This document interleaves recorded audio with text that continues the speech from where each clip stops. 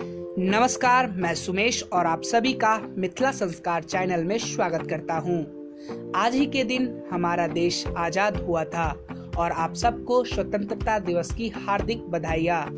आज मैं आपके लिए एक गाना लाया हूं, वो नेता के ऊपर है कि कैसे नेता देश वालों को सताते हैं। चलिए शुरू करते हैं।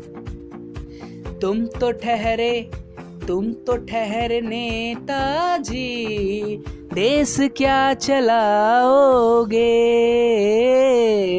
तुम तो ठहरे नेताजी, देश क्या चलाओगे। सुबह पहली गाड़ी से दिल्ली भाग जाओगे। तुम तो ठहरे नेताजी, देश क्या चलाओगे। याद अपनी कुर्सी की तुमको सताएगी। याद अपनी कुर्सी की तुमको सताएगी। तो पैसों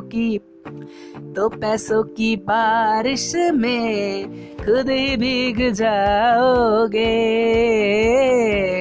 तुम तो ठहरे नेताजी, देश क्या चलाओगे।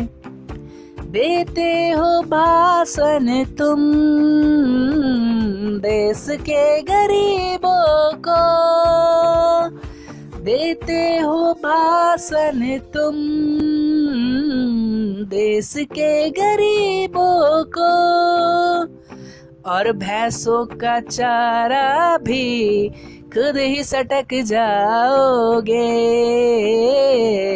तुम तो ठहरे नेताजी, देश क्या चलाओगे। अपनी इन्हीं चालों से देश लूट खाओगे।